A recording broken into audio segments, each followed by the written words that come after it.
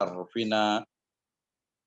Oke, terima kasih Farhan Fadlia Rahman, Habib Ali, Hanifah Budiawati, Hari Sutanto, Kahfi, Maimuna kali ya, Maimuna Indriana, Muhammad Akmal, Muhammad Al-Fathi, Murayama, Nabila Azhara Tanjung, Rehan Syawari, Ria Fajriati, Rizky Aprinal, Rizky Tria Aulia, Salsabila Ramadan, Salwa Hanifah, Salwa Syarif, Satrio Adiputro, Sofa Safira, Tasya Syafira, Teuku Zade, Ulfi Nur Halimau, Umar Sidi Wahab, Vina Jannah, Yudhistira, Zikri Ramadan, Salsabila R, Iza Fahmi. Oke, terima kasih atas kehadirannya. Mohon maaf, saya akan memulai sebentar lagi, insya Allah dalam 5-10 menit ke depan. Saya siapkan, termasuk saya sudah jadi co-host kan ya sebenarnya. Oke, jadi co-host tapi saya pakai ini, saya pakai apa? Pakai handphone. Ini agak tabel ini tulis sebelah sini ya. Sebentar. Ini nggak biasa pakai yang ini ya ke sini jadi ini ya. Agak muter. Ahmad ini. Oke, terima kasih. Alhamdulillah sudah direkam juga. Terima kasih untuk Mas Eki ya. Sudah memfasilitasi untuk Zoom ini ya. Terima kasih. Got it. Oke.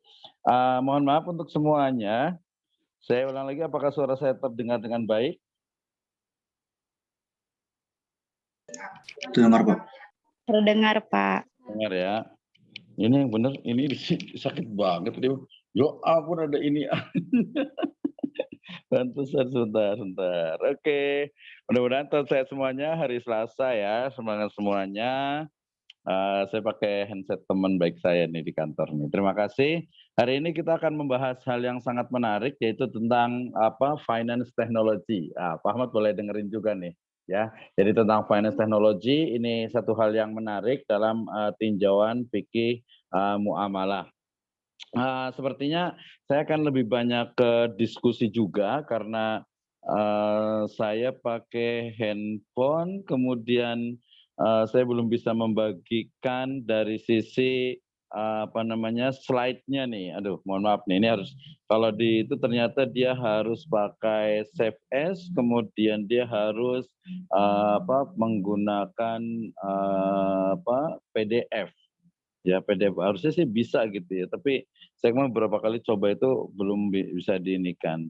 Nggak apa-apa ya, jadi teman-teman semuanya mohon perhatikan, ini juga direkam dan tadi sudah pesan rekamannya nanti boleh dikirim ke saya karena mau upload juga biar nanti teman-teman bisa mengulang kembali materi kita. Ini materi yang menarik terutama terkait dengan finance technology ya, walaupun kemungkinan besar teman-teman sudah pernah membaca gitu ya, pasti penasaran karena sejak 2018 terutama ya kalau di luar negeri sudah lama ya perkembangannya, tapi kalau di Indonesia itu sekitar 2016 17, saya ingat sekali 17 18 itu baru 2018 itu baru dibentuk asosiasi fintech syariah. Nah, insyaallah kita akan bahas bersama tentang finance teknologi ya, tinjauan dari fikih muamalah.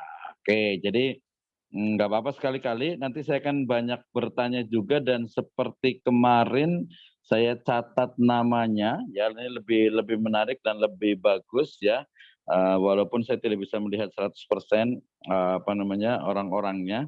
Nanti saya print screen dari handphone saya. Mohon maaf sekali untuk teman-teman semuanya, jadi mohon diperhatikan, mungkin yang belum siap di depan notebook, laptop atau di gadgetnya, silahkan siapkan makanannya sambil ngemil atau mungkin sambil perhatikan. Ya videonya nggak usah diaktifkan nggak apa-apa, tapi kalau mau diaktifkan juga boleh. Hari ini saya mungkin tidak menggunakan slide saya ada di laptop saya ini, cuman saya biasanya itu terlalu lama nanti malah jadi masalah gitu ya. Jadi nanti mohon dengarkan baik-baik ya, kemudian dicatat dan nanti saya mungkin hanya sekitar 15 atau sampai 30 menit, setelah itu nanti saya mau tanya-tanya satu-satu nih dari teman-teman semuanya, dari mulai pertama itu ada Adinda, ujungnya di bawah itu sampai Iza Fahmi. Oke, menghemat waktu ya, saya mulai saja. Bismillahirrahmanirrahim. Assalamualaikum warahmatullahi wabarakatuh. Waalaikumsalam warahmatullahi wabarakatuh. Alhamdulillahirrabbilalamin. Wassalatu wassalamu ala asrafil anbiya wal mursalin. Habibana wa nabiyana Muhammadin sallallahu alaihi wasallam wa ala alihi wa ashabihi wa man tabi'ahum bi ihsanin ila yaumiddin. Wa ba'd. Qala Allah Ta'ala fi kitabihil karim. A'udzu billahi minasyaitonir rajim. Bismillahirrahmanirrahim. Ya ayyuhalladzina amanu ittaqullah haqqa tuqatih wala tamutunna illa wa antum muslimun. Wa qala Allahu azza wa jalla aidan, a'udzu billahi minasyaitonir rajim. Bismillahirrahmanirrahim. Ya ayyuhalladzina amanu aufu bil uqud. Wa qala Allahu azza wa jalla, ya ayyuhalladzina amanu la ta'kulu amwalakum bainakum bil batil illa an takuna tijaratan an taradim minkum wala taqtulu anfusakum innallaha kana bikum rahima. Wa qala Rasulullah sallallahu alaihi wasallam as-sulhu jaiz bainal muslimin illa harramal halala wa ahalla haramah. Amma ba'd fa inna asdaqal haditsi kitabullah wa khairal huda huda Nabi sallallahu alaihi wasallam. Terima kasih atas kehadirannya seluruh mahasiswa dari program studi Magister Ekonomi atau di program studi Ekonomi Syariah atau Ilmu Ekonomi Syariah UPNVJ. Alhamdulillah yang sudah bergabung ada 50 orang. Ya, ini adalah kelas besar. Saya mohon maaf agak sedikit prepare-nya ini ya terkait dengan tadi sudah menggunakan Zoom, kemudian saya biasa pakai Gmeet. Tapi no problem. Thanks for Brother Eki ya, terima kasih untuk Eki, Mas Eki ya yang sudah memfasilitasi ini. Nah, saya biasanya saya ingat yaudah kelas besar itu pakai Zoom gitu ya. Saya biasa pakai Gmeet, tapi nggak apa-apa. Baik, hari ini kita akan membahas hal yang sangat menarik sekali, yaitu tentang finance technology ya, atau yang disebut dengan fintech. Saya awali dengan firman Allah Subhanahu wa taala dalam surat Al-Maidah ayat pertama ya. Allah Subhanahu wa taala berfirman, a'udzubillahi minasyaitonirrajim. Ya ayyuhalladzina amanu aufu bil uqud. Wahai orang-orang yang beriman, penuhilah akad-akad itu. Ya, jadi kita sebagai orang beriman itu diperintahkan untuk memenuhi ya, memenuhi kemudian juga melaksanakan dan siap menanggung resiko dari akad atau kontrak yang telah kita sepakati ya. Kemudian juga firman Allah Subhanahu wa taala dalam surat An-Nisa ayat ke-29. Ini sudah sering sekali kita ulang ya.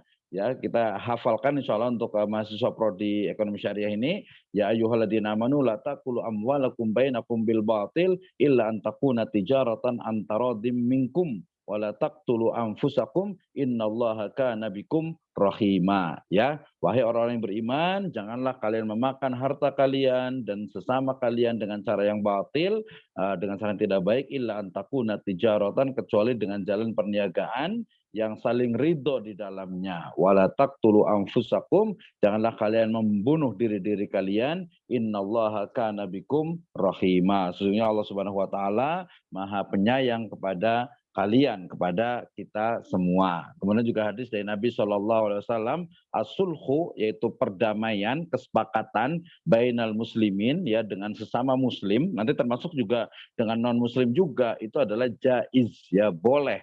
Ya boleh, jadi perjanjian, kontrak, kerjasama sesama muslim boleh, dengan non muslim pun boleh ya, boleh kecuali yang sesuatu yang tidak boleh itu adalah yang menghalalkan yang haram atau mengharamkan yang halal, itu jelas sekali sangat tidak diperbolehkan. Nah, hari ini kita akan bicara tentang satu hal yang sangat menarik sekali, yaitu terkait dengan finance technology. Ya, kita ketahui bahwa perkembangan dari teknologi informasi dan komunikasi ini sangat luar biasa gitu ya. Kita lihat sekarang kita dengan mudah, saya di Bogor ini di dekat Gunung Salak nih, jauh sekali gitu ya, tapi bisa berkomunikasi dengan teman-teman semuanya, bukan hanya suara saja, bukan hanya tulisan saja, tapi dengan multimedia, dengan video, dengan suara, bisa melihat apa yang ada di belakang saya, apa yang di depan saya gitu ya. Semuanya bisa dilihat. Itu adalah perkembangan dari teknologi informasi dan komunikasi. Dan ini akan terus berkembang ya, sehingga nanti ada teknologi bukan lagi 4G atau 5G, 6G, 7G dan seterusnya, tapi sudah lebih dahsyat lagi ke depannya. Nah, teknologi komunikasi dan informasi ini ya, dia telah masuk ke dalam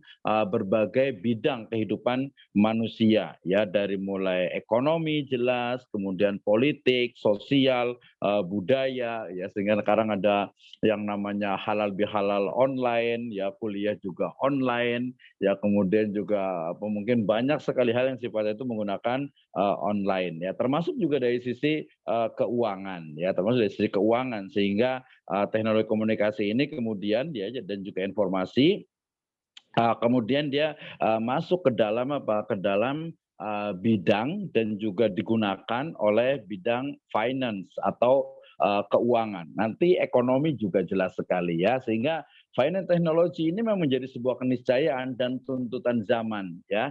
Dia tuntutan zaman, apalagi di masa pandemi COVID-19 ini lebih lebih terpacu lagi, di mana ya orang sekarang itu sudah bersentuhan itu sudah tidak boleh, bahkan harus jaga jarak ya 1,5 sampai 2 meter, kemudian juga menjauhi kerumunan, pakai masker dan sebagainya. Ya lebih aman berarti di rumah, dan itu mempercepat. Jadi kalau salah satu dari hikmah adanya pandemi COVID-19 ini dan adanya virus corona ini adalah mempercepat teknologi. Ya dulu Zoom, kemudian Google Meet gitu ya, kemudian juga ada Webex ya dan lain sebagainya. Orang ada menggunakan memang gitu, tapi tidak sefamiliar sekarang. Sekarang sudah digunakan untuk berbagai bidang gitu ya. Nah, kemudian tadi ketika ternyata finance, keuangan juga memerlukan adanya teknologi, kemudian juga mereka menggunakannya, dan akhirnya tersebutlah atau muncullah apa yang disebut dengan finance technology atau teknologi keuangan, artinya jasa keuangan yang menggunakan elemen atau menggunakan teknologi yang ada. Nah, kemudian karena kita sebagai seorang muslim tentu saja ya, ketika bicara tentang fintech itu bicara juga tentang sistem syariah ya. Bagaimana ketika sistem syariah masuk ke dalam finance technology ya, yang kemudian disebut dengan Islamic Finance Technology ya, atau di Indonesia itu ya terkenal dengan fintech syariah, finance technology syariah gitu ya. Nah, atau teknologi ya keuangan syariah. Jadi teknologi keuangan syariah ini menjadi sebuah keniscayaan. Tadi pagi saya cek di OJK, ternyata baru ada 9 ya, ada 9 jasa atau 9 perusahaan yang dia itu mengelola fintech ya berbasis syariah. Padahal lebih dari 100, sekitar 130-an. Ya, PowerPoint-nya ada di saya sebentar ya. Nanti sambil saya kirim. Terima kasih tadi sudah saya sampaikan ya, Habib. Nanti coba saya sambil bicara sambil saya kirimkan di di laptop saya. Saya pakai laptop saya menggunakan PowerPoint ini di ini saya. Nanti atau saya kirimkan sebentar. Saya khawatir agak lama nanti waktunya habis, tapi saya akan coba sambil saya kirimkan di email ke Habib nanti atau ke Mas Eki juga bisa. Kemudian nanti bisa sambil berjalan gitu ya. Ini saya bisa kirim di ini saya juga sebenarnya, cuman saya khawatirnya agak sedikit lama nanti malah mengganggu gitu ya. Baik, nggak apa-apa. Jadi sambil kita lanjutkan, saya sambil kerja, mudah-mudahan bisa berjalan dengan baik ya. Baik, terima kasih. Tadi bicara tentang finance technology yang dia itu juga masuk ke dalam apa yang disebut dengan Islamic Economic dan Business atau bisnis ekonomi syariah gitu ya. Nah, ketika bicara tentang finance technology ya merujuk kepada RPS yang ada, kita akan belajar, ingat kita akan belajar pertama adalah terkait dengan history atau sekilas tentang fintech ya. Jadi bagaimana sebenarnya finance technology ini. Kemudian yang kedua adalah apa perbedaan mendasar antara fintech konvensional dengan fintech syariah ya. Kemudian kita mengenal juga ada akad namanya itu crowdfunding di fintech syariah, ya. Kemudian juga ada P2P lending, ya, fintech syariah, ya, dan juga ada problematika fintech dalam tinjauan fikih, dan terakhir tentu saja bicara tentang landasan hukum dan juga regulasi ya terkait dengan finance technology yang ada di Indonesia, baik yang sifatnya konvensional ataupun yang sifatnya itu syariah. Oke, baik teman-teman semuanya, ya ini saya coba kirimkan melalui teknologi Bluetooth agar lebih mudah ya. Tapi saya sambil bicara. Oke, yang pertama.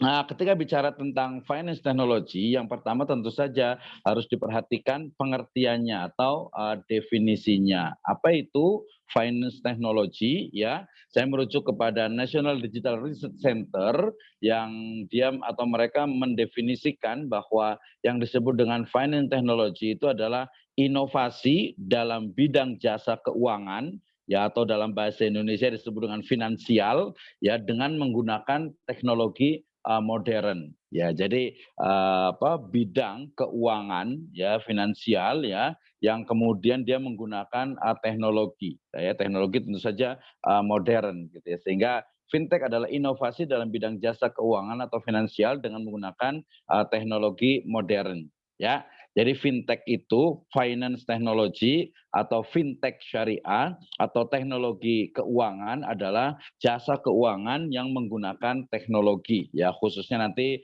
teknologi informasi dan komunikasi. Nah, ini yang pertama. Kemudian yang kedua merujuk kepada peraturan Bank Indonesia nomor 19/12 2017 ya, di bab 1 pasal 1 di halaman 3, ya, peraturan BI ini mengatakan bahwa yang disebut dengan fintech adalah penggunaan teknologi, ya, dalam sistem keuangan yang menghasilkan produk layanan teknologi atau model bisnis baru serta dapat berdampak pada stabilitas moneter, stabilitas sistem keuangan dan atau efisiensi, kelancaran, keamanan dan keandalan sistem pembayaran. Oke, panjang sekali ya. Jadi intinya adalah finance technology itu adalah penggunaan teknologi dalam jasa keuangan. Jadi penggunaan teknologi atau jasa keuangan yang menggunakan menggunakan teknologi, itu teknologi finansial atau finance technology. Nah, mudah-mudahan bisa dipahami. Jadi kalau ada yang ditanya apa itu fintech? Fintech adalah ya jasa keuangan dengan menggunakan teknologi komunikasi dan informasi, ya, atau bisa dibalik apa itu fintech? Fintech itu adalah teknologi yang digunakan dalam jasa keuangan, ya. Berarti keuangan itu berarti yang disebut dengan keuangan berarti adalah bisnis keuangan, ya. Kita mengenal adanya lembaga keuangan syariah atau LKS. Artinya berarti dia lembaga yang memang dia secara khusus membahas tentang tentang keuangan, ya, tentang keuangan, yaitu dalam hal ini adalah keuangan syariah. Oke, nah dari sini mudah-mudahan bisa dipahami apa itu fintech, ya, finance technology. Oke, yang berikutnya adalah jenis dari finance technology atau fintech, ya. Di sini ada minimal itu ada 4 jenis fintech. Yang pertama adalah peer-to-peer lending atau P2P, ya, dan juga nanti ada crowdfunding, itu yang pertama. Saya akan menjelaskannya pelan-pelan. Nanti kalau teman-teman yang mau mencatat boleh. Ya, tadi sudah bicara tentang definisi pengertian dari fintech finance technology. Kemudian sekarang yang kedua adalah jenis dari finance technology. Jenis dari fintech, ya. Jenis dari fintech itu ada 4. Yang pertama adalah peer-to-peer lending, ya. Peer-to-peer lending yaitu atau disebut dengan P2P. Apa itu? Yaitu platform yang mempertemukan pihak yang membutuhkan dana, ya, berarti dia sebagai borrower atau debitur, ya, atau penerima pinjaman atau dia yang meminjam. Jadi platform yang mempertemukan antara peminjam, ya, borrower di situ dengan pihak yang memberikan dana sebagai modal atau investasi yang disebut dengan kreditur atau pemberi pinjaman, ya, pemberi pinjaman. Nah, ini berarti ada 2, ya, ada 2. Pertama adalah peer to peer lending ya, dan kedua adalah ada crowdfunding. Kalau crowdfunding berarti ya mengumpulkan dana sebanyak-banyaknya. Jadi saya sebagai pemilik fintech umpamanya ya, dalam hal atau dengan menggunakan istilah peer to peer lending, maka saya akan saya akan dijadikan nanti di sana ada saya sebagai pemilik uang yang akan meminjamkan gitu ya, sebagai pinjam, kemudian nanti nasabah, customer atau masyarakat itu yang menjadi peminjam, dan ini yang paling banyak terjadi atau paling banyak ada di internet, atau paling banyak ada di finance technology. Saya ulang lagi, yang pertama disebut dengan peer to peer lending ya, itu adalah platform atau satu aplikasi, satu fintech yang mempertemukan pihak yang membutuhkan dana ya, yang perlu uang siapa nih gitu ya, yang perlu uang, kemudian juga dengan pihak yang memberikan dana sebagai modal atau investasi ya. Rata-rata karena ini sifatnya masih umum, konvensional, maka sifatnya itu adalah pinjaman atau sekarang yang disebut dengan istilah pinjol atau pinjaman online ya. Banyak sekali nih berita-berita tentang pinjaman online ini ya, dari mulai bunganya, kemudian juga dia mengintimidasi, mengancam ketika tidak membayar dan lain sebagainya. Sampai ada yang 10 juta dan seterusnya. Oke, itu namanya peer to peer lending. Jadi memang antara satu orang dengan satu orang yang lainnya ya, antara customer dengan nasabah, di mana customer itu nasabah itu atau seseorang itu dia perlu uang, kemudian dia akan aplikasi pinjaman, kemudian nanti akan pihak perusahaan itu akan memberikan pinjaman itu ya. Tentu saja kalau konvensional ya akadnya itu adalah kredit ya, atau utang ya, utang piutang. Oke, itu yang pertama, dan ini yang paling banyak digunakan, dan ini banyak sekali ya. Tadi kalau umpamanya ada dua kan ya, ada yang pertama kalau dia mengumpulkan modal itu namanya crowdfunding ya. Sementara kalau peer to peer lending itu namanya Namanya itu dia memang pihak perusahaan itu yang akan meminjamkan uangnya, sementara nanti sementara kalau umpamanya yang meminjamnya itu adalah masyarakat, itu berarti dia peer to peer lending. Nah, mudah-mudahan teman bisa dipahami semuanya ya. Oke, lanjut ya, kita lanjutkan. Ini kalau online suka begini memang. Yang kedua yang disebut dengan manajemen risiko investasi ya. Yang kedua adalah jenis finance technology dari manajemen risiko investasi ya. Nah, ini menarik sekali. Kenapa? Ini adalah suatu platform yang memungkinkan yang memungkinkan kita itu untuk memantau kondisi keuangan dan juga melakukan perencanaan keuangan dengan lebih mudah dan praktis ya. Jadi kita itu hanya perlu kita itu perlu memberikan data kita gitu ya, kepada dari mulai penghasilan kita, kemudian juga bagaimana kebutuhan kita, gadget dan sebagainya.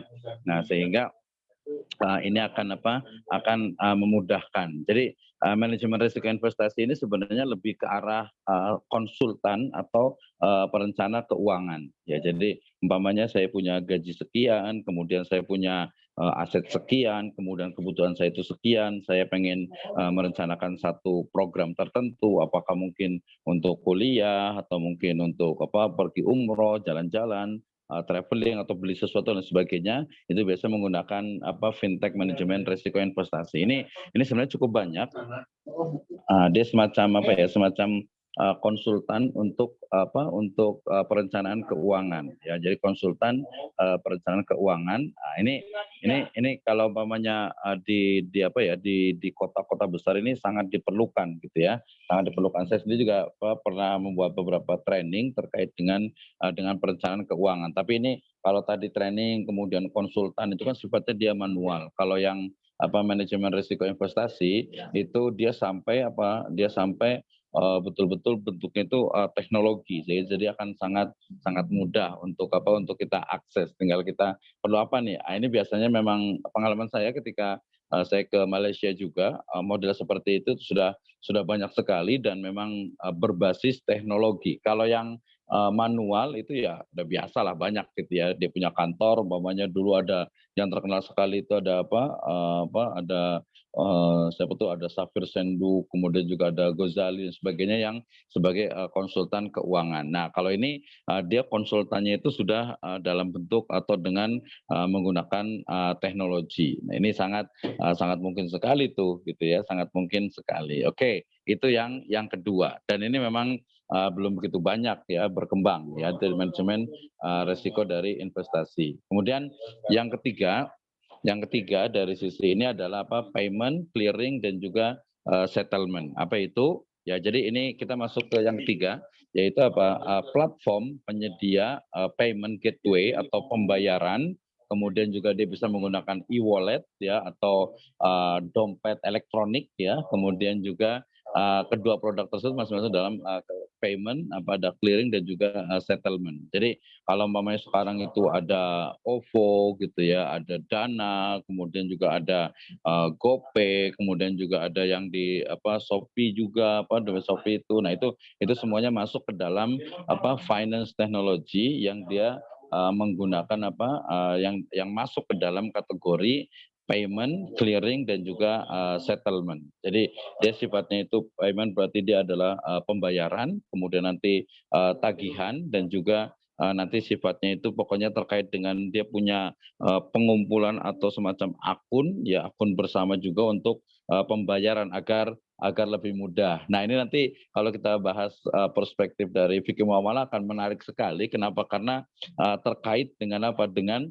uang yang kita simpan ya, paling gampang umpamanya ya di GoPay, kemudian juga di OVO, kemudian juga di Dana, kemudian juga di Link Aja dan lain sebagainya. Dia masuk ke dalam jenis dari fintech ya, yang masuk ke dalam payment atau pembayaran. Ini memang memudahkan tentu saja gitu, tapi nanti dilihat dari sisi ekonomi syariahnya. Oke, yang keempat adalah market aggregator ya, yaitu jenis fintech yang mengacu pada portal yang dia itu mengumpulkan informasi terkait dengan keuangan ya, kemudian nanti disuguhkan ke target audiens ya atau ke pengguna ya. Ini jadi dia sifatnya memberikan informasi terkait dengan terkait dengan keuangan, kemudian terkait dengan investasi, kemudian terkait juga hal-hal yang sifatnya itu lebih ke arah bagaimana kita itu dapat berinvestasi dengan baik, berinvestasi dengan aman, kemudian juga tentu saja dengan keuntungan. Oke, jadi di sini ada teman-teman semuanya ada 4 jenis finance technology ya. Yang pertama adalah peer to peer lending ya, atau juga crowdfunding. Jadi kalau peer to peer lending itu dia intinya adalah saya sebagai pengelola itu akan meminjamkan kepada orang yang akan mengajukan. Ya, zaman sekarang kan karena penggunaannya fintech itu cukup dengan KTP sudah bisa dapat pinjaman 5 juta, 10 juta bahkan sampai 20 juta ya. Itu yang sifatnya peer to peer lending. Kalau crowdfunding berarti dia mengumpulkan uang dari masyarakat. Jadi kebalikannya ya, mengumpulkan dari masyarakat kemudian nanti akan diinvestasikan ya. Contoh yang paling terkenal, yang paling banyak iklannya itu ada ada Investri, kemudian juga ada juga yang Bibit ya, saya sebutkan produknya gitu ya agar paham gitu ya, termasuk juga yang dana syariah juga sebenarnya itu. Jadi dia selain peer to peer lending juga dia ada crowdfundingnya. Jadi dia sudah menggunakan atau bahasa ini itu mengambil beberapa fungsi dari perbankan ya. Ini juga mendukung apa yang disebut dengan open finance atau inclusive finance ya. Jadi keuangan yang inklusif, yang terbuka. Jadi kalau kita tahu bahwa kalau bank itu adalah lembaga yang hanya meminjamkan ya, yang meminjamkan ya, selain kalau syariah itu melakukan pembiayaan gitu ya kepada orang-orang tertentu yang memiliki syarat. Ketika kalau di konvensional umpamanya mau pinjam uang ya, pinjam uang otomatis dia harus ada harus ada jaminannya ya, kemudian juga nanti otomatis ya ada bunganya karena konvensional. Kalau yang syariah berarti ketika kita perlu uang maka kita menggunakan akad pembiayaan. Nah, pembiayaan itu ya kalau karena merujuk kepada aturan dari Bank Indonesia maka masih juga menggunakan agunan atau jaminan. Nah, ini berarti apa? Berarti bank itu ya memang bukan inklusif, dia eksklusif dalam artian itu orang-orang tertentu yang memenuhi syarat, yang bisa mengakses, yang bisa melakukan pembiayaan. Kalau di konven itu yang bisa utang ke bank. Nggak bisa kita nggak ada apa-apa, nggak punya jaminan nggak apa-apa, kemudian utang ke bank. Ya, kalau di teorinya sih ada namanya Qardul Hasan di bank syariah, tapi faktanya itu ya dia hanya sebagai produk tambahan dari biasanya itu nasabah yang sudah dia loyal, sudah bagus itu dikasih Qardul Hasan. Tapi di bank itu hampir sangat sedikit sekali yang ada itu di BMT ya, Baitul Mal wa Tamwil atau di KSPPS, kemudian juga di BPRS itu masih ada. Dan itu pun biasanya kalau akad di Qardul Hasan sendiri yang tadi tidak pakai apa-apa ya, tidak pakai jaminan apa-apa itu biasanya adalah dari uang zakat ya, zakat, infak, sodakoh atau mungkin hasil dari wakaf. Jadi intinya belum terimplementasi secara baik dari akad Qardul Hasan ini. Nah, ya, jadi kalau mengomentari fintech, finance technology itu memang mendukung bagi sistem keuangan yang inklusif. Artinya dia terbuka, semua orang itu bisa mengakses gitu ya. Nah, walaupun nanti resikonya ya sesuai dengan kemudahannya itu. Baik, teman-teman semuanya.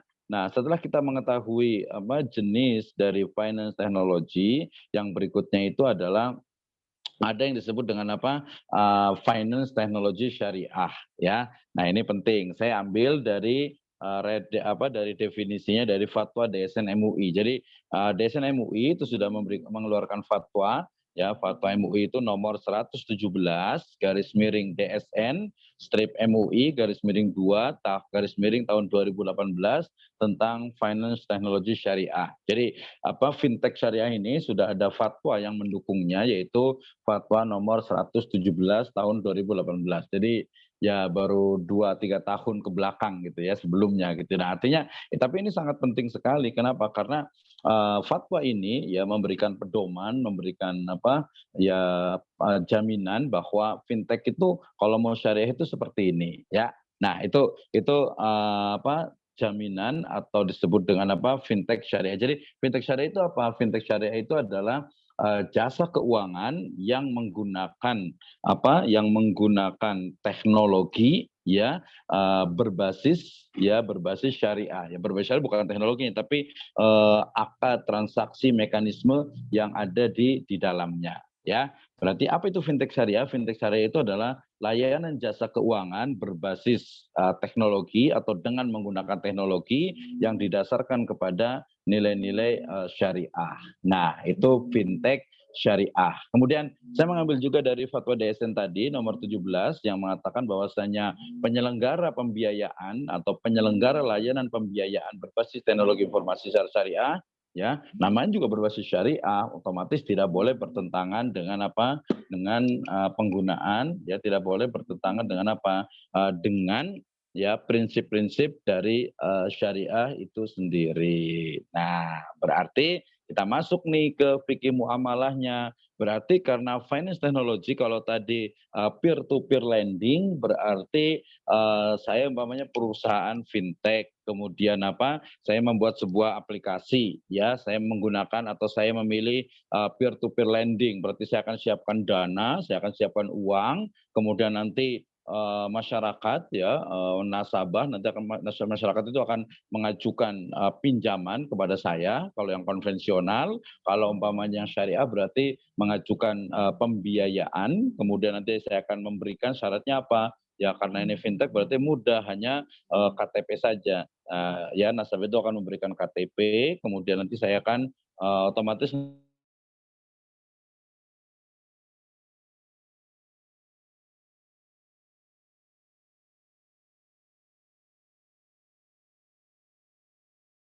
nanti ada digital maaf ada yang masuk ini, saya matikan saja.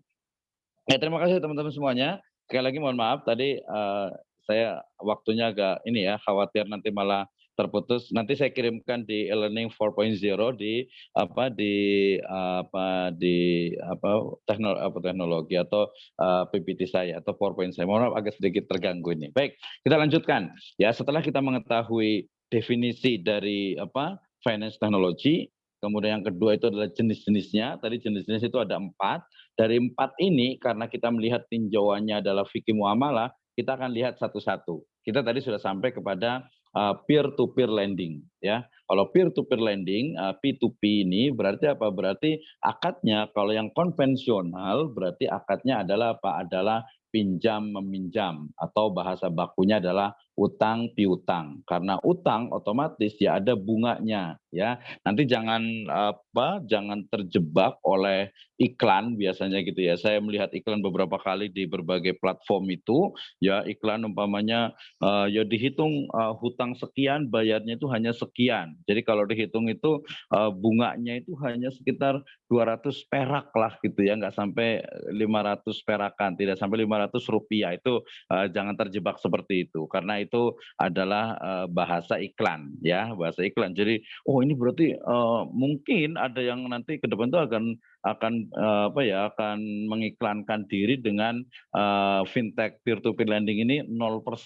Ya bunganya 0%. Karena kita nggak tahu itu bahasa marketing. Padahal mungkin bisa jadi 0,00001%. Dan ingat bahwa dalam kaidah jelas sekali dikatakan bahwa kullu qardin jaron naf'an bahwa riba. Bahwa seluruh pinjaman, setiap pinjaman yang dia itu ada unsur qard, ya qardnya itu ada unsur ziyadah, naf'an gitu ya, maka dia itu adalah riba. Oke, jadi peer to peer lending itu akad atau transaksi di fintech, di finance technology, ya di mana akadnya itu adalah utang piutang, ya dalam bahasa muamalah itu disebut dengan apa? Disebut dengan apa? Dain, ya dain. Dan insya Allah teman-teman tahu semuanya beda antara dain, ya antara utang piutang dengan qard, ya atau mungkin disebut dengan ariyah atau i'aroh atau pinjam meminjam, ya jadi antara pinjam dengan utang itu berbeda.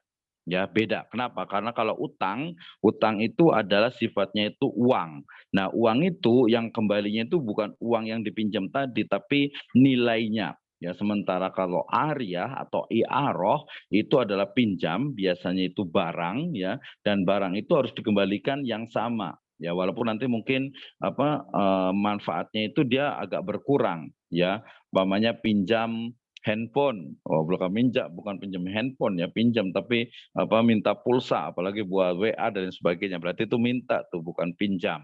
Ya, atau pinjam lagi sabun, shampoo umpamanya, itu bukan pinjam, minta karena menggunakan gitu ya. Kalau pinjam sepeda, ya pinjam motor, itu berarti pinjam. Dalam bahasa fikih muamalah itu adalah ariyah atau i'aroh ya, pinjam meminjam. Sementara dain ya atau qard atau utang piutang itu adalah pinjam, biasanya itu uang, kemudian nanti kembalinya bukan uang yang kita pinjamkan tapi nilai yang sama dari yang kita utangkan tersebut. Nah, berarti kalau dain ya, kalau utang piutang di konvensional tadi itu dia menggunakan apa? Menggunakan akad piutang, utang piutang, sehingga kemudian dia ada disebutnya juga tadi dengan debitur, dengan kreditur, kemudian ada bunganya. Sekali lagi, jangan terjebak dengan bunga yang katanya 0% atau mungkin hanya 200 rupiah dan sebagainya. Itu adalah bahasa iklan. Karena faktanya banyak sekali orang yang terjebak dengan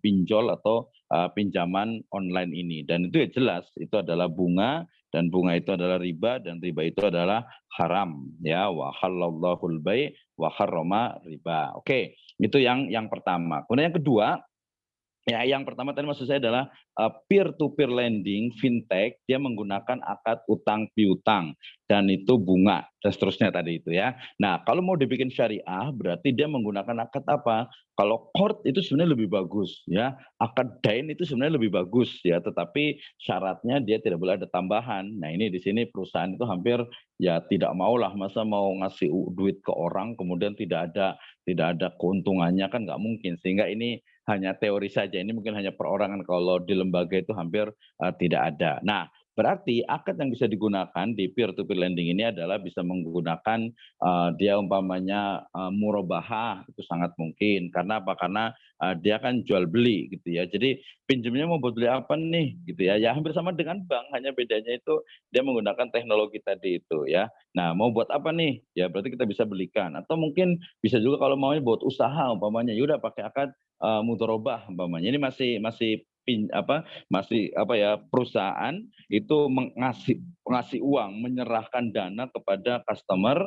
Nah, akadnya pakai apa? Kalau utang dengan tambahan itu riba. Kalau umpamanya qard saja atau utang saja, dain saja itu bagus, tetapi tidak mungkin hampir tidak ada yang seperti itu. Maka kemudian bisa pakai murabahah mungkin. Ya karena oke, Anda mengajukan ini membuat beli apa? Oke, kita belikan ini nanti silakan bayarnya itu dicicil atau di waktil muajjal atau di waktu yang akan datang yang ditentukan itu boleh juga atau pakai mudharabah. Oke, Anda menggunakan ini untuk apa? Untuk usaha. Usahanya itu seperti apa? Nanti disebutkan, oke dikasihkan nih dananya untuk pembiayaan dan nanti kita akan akan kontrol, kita akan lihat, kemudian nanti keuntungannya kita akan bagi dengan mudharabah ya.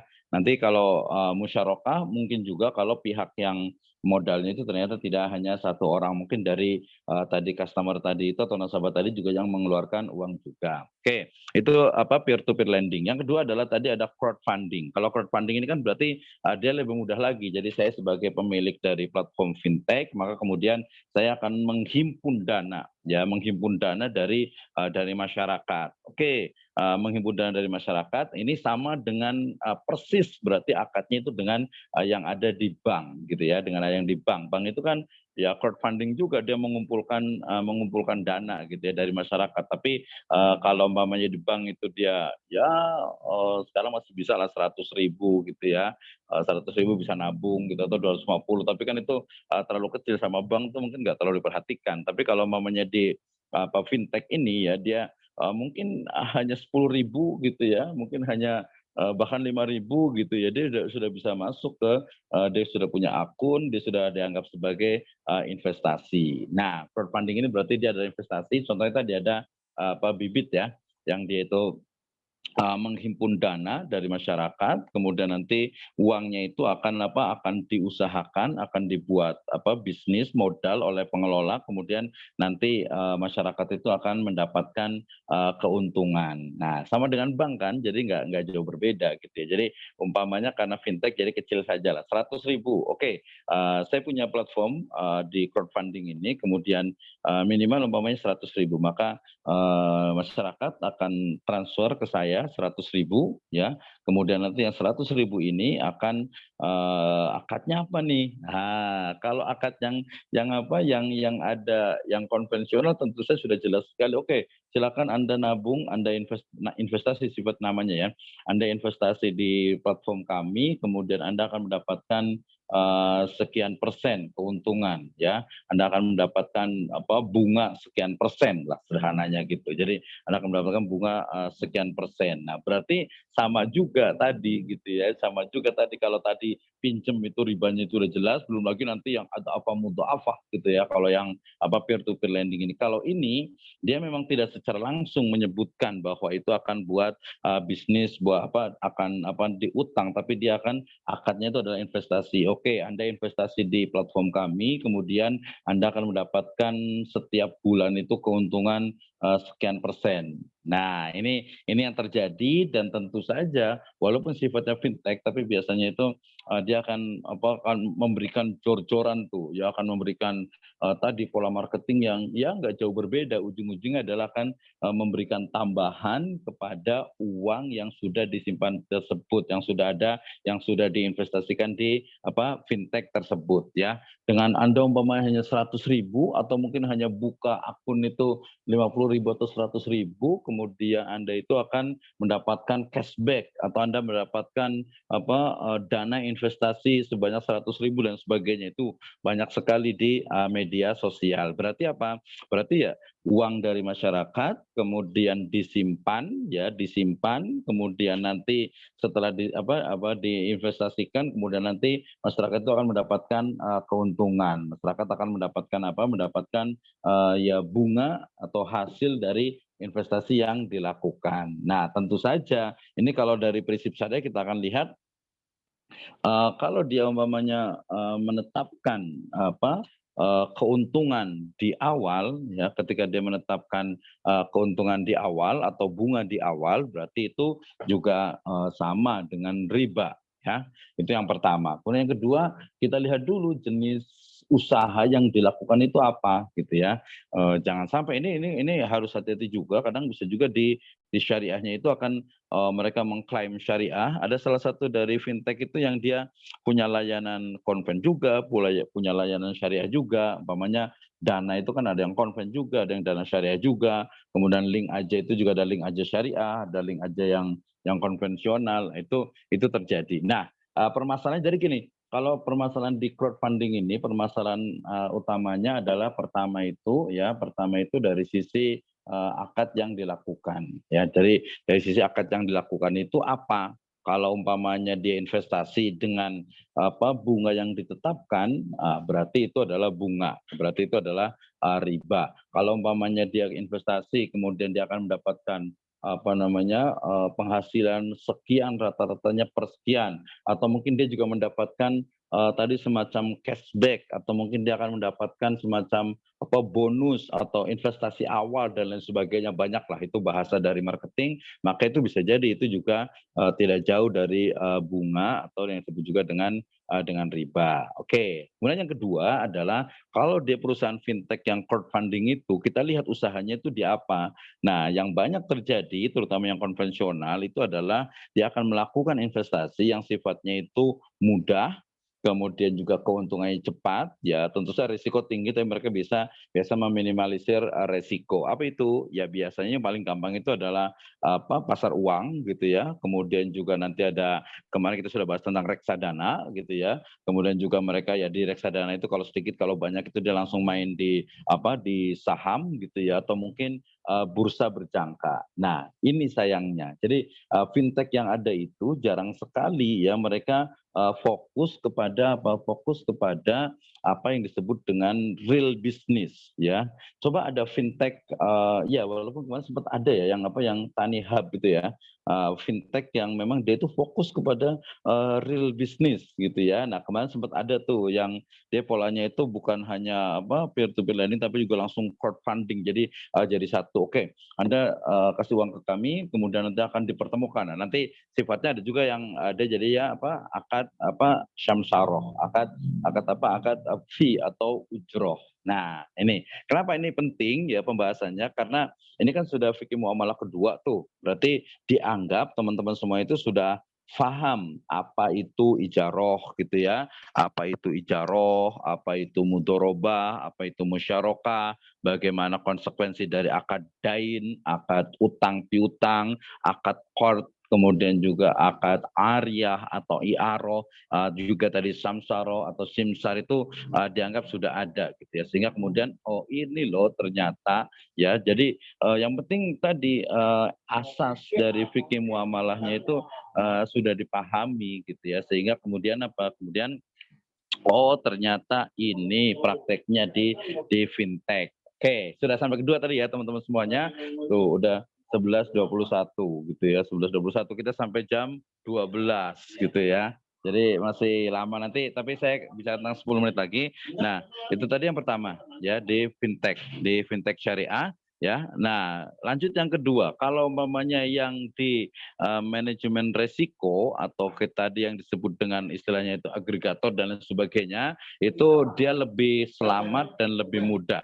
Kenapa? Karena dia akadnya itu lebih ke arah pada yang sifatnya itu jasa konsultasi ya. Ini mungkin hampir mirip dengan ini ya, kalau umpamanya teman-teman tahu semuanya ada apa tuh namanya, ada My Dokter, ada Dokterku, ada pokoknya jasa konsultasi kesehatan dan sebagainya, itu dia pakai fee, pakai jasa. Nah, sayangnya kadang mungkin terlalu mahal atau apa gitu. Nah, itu jadi nggak sampai kepada antarodin ya. Oke, saya balik lagi ke payment ya, yang ketiga. Yang kedua tadi kan ini ya, yang kedua itu adalah dari sisi disebut dengan manajemen risiko investasi. Jadi kalau manajemen risiko investasi itu kan dia semacam tadi perencanaan keuangan digital atau konsultan keuangan digital. Ini tidak ada masalah ya, akadnya berarti adalah ya kita sebut dengan ijaroh. Ijaroh tahu ya, ijaroh itu bisa sewa menyewa atau jual beli tenaga atau jasa. Ya, jadi ini nggak ada masalah nih kalau fintech yang sifatnya manajemen risiko investasi itu nggak ada masalah. Ya tinggal nanti profesional, kemudian juga jasanya itu juga jelas, konsultasinya, kemudian juga mungkin ya kita sebut dengan tarifnya itu juga sudah jelas dari awal, itu nggak ada masalah tuh. Kalau yang manajemen risiko. Nah, yang paling penting, yang menarik juga ini yang ketiga apa itu, yaitu payment ya, payment atau pembayaran. Nah, ini menarik sekali nih. Kenapa? Karena sekarang itu ya memang komponen ya elemen yang ada dalam finance technology itu ya pembayaran gitu ya. Saya pernah membuat sebuah aplikasi wakaf gitu ya. Ternyata salah satu permasalahannya itu adalah di pembayaran itu. Pembayaran itu dari mana nih pembayarannya gitu ya? Apakah dia harus langsung ke bank gitu ya, atau mungkin ke yang lainnya gitu. Oh, ternyata tidak, dari bank itu dia harus ke akun-akun tertentu yang ada di platform digital. Makanya kalau sekarang kita punya OVO, kita punya GoPay, kita punya yang dompet Shopee itu, kemudian juga kita punya Link Aja, kita punya Dana, ya kita punya platform-platform pembayaran yang lainnya gitu ya. Nah itu memang sangat memudahkan. Nah permasalahannya kalau umpamanya secara konvensional kan gampang ya. Profesional itu secara konvensional tuh mudah sekali gitu kan ya. Tinggal kita kirimkan, kita tinggal transfer uang kita gitu kan. Nah kemudian sebentar dulu, saya pindah ke sini dulu sebentar. Oke, saya lanjut lagi. Nah sebelum dilanjut ada teman-teman yang ini enggak, yang yang belum paham terkait dengan fintech ini ya. Bentar, saya pindah ke sebelah sini. Biar lebih terang. Oke, suara saya masih terdengar dengan baik? Masih Pak, masih. Wih, kenceng banget ya. Nanti saya akan kirimkan ini ya, tenang saja.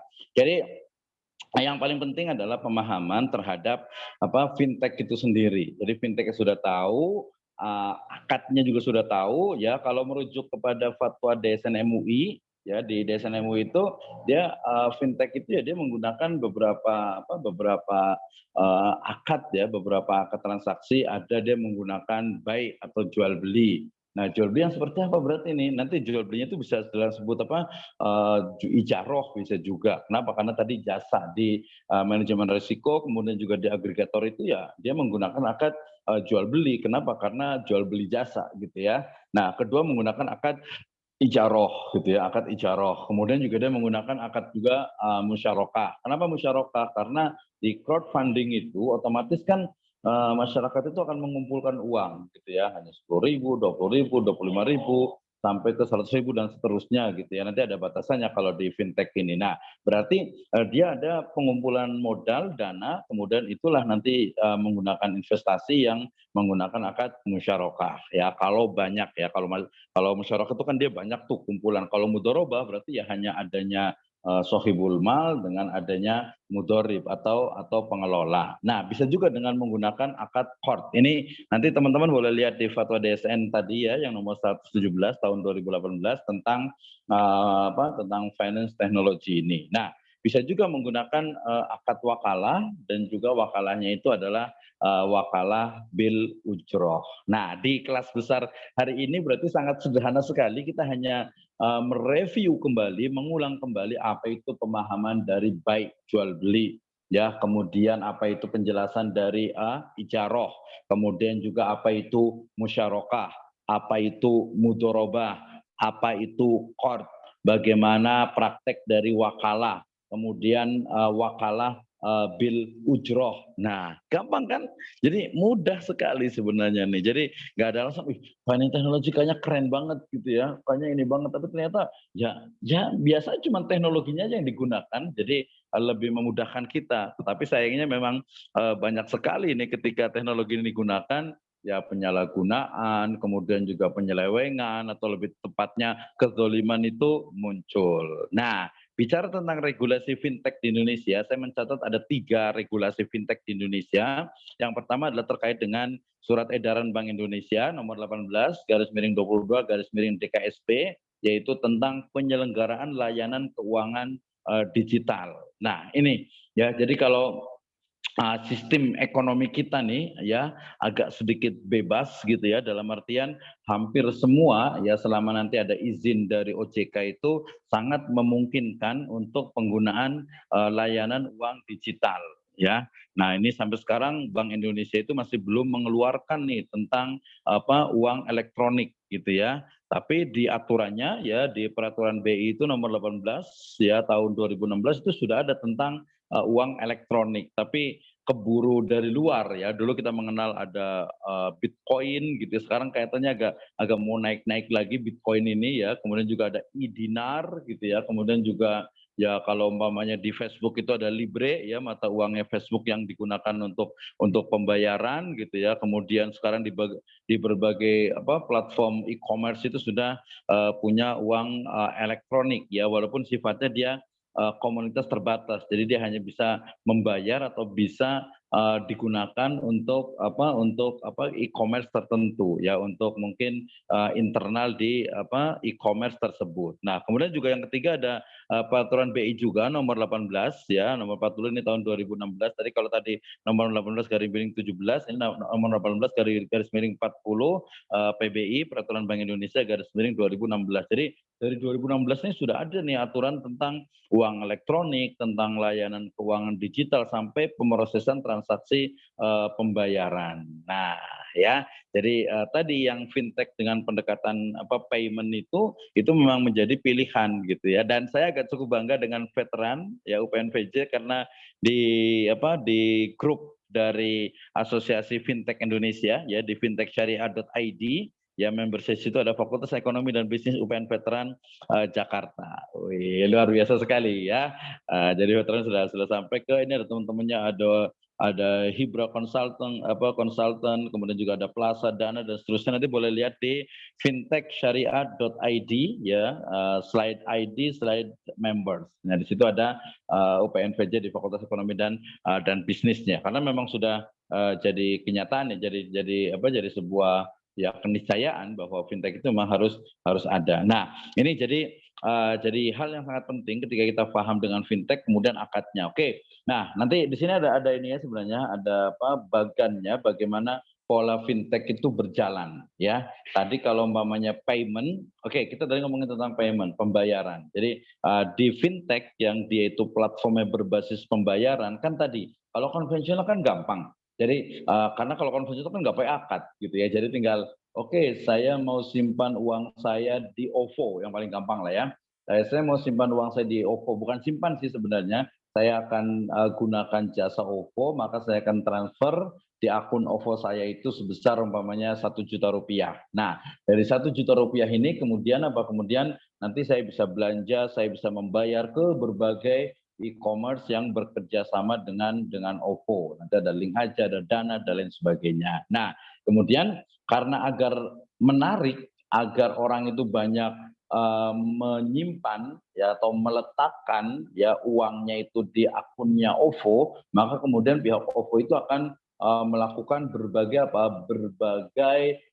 iklan, berbagai pemasaran, berbagai promo. Contohnya adalah promo dari GoPay-nya Gojek umpamanya ya, di GrabPay-nya Grab juga sama, di OVO juga sama. Jadi ketika uang saya tadi 1 juta, kemudian saya mau beli barang nih di salah satu di e-commerce. Kemudian otomatis e-commerce itu harganya umpamanya berapa ya? Harganya umpamanya 200.000. Nah, Kemudian karena saya menggunakan jasa OVO, maka kemudian harganya itu didiskon ya 10% atau 25%.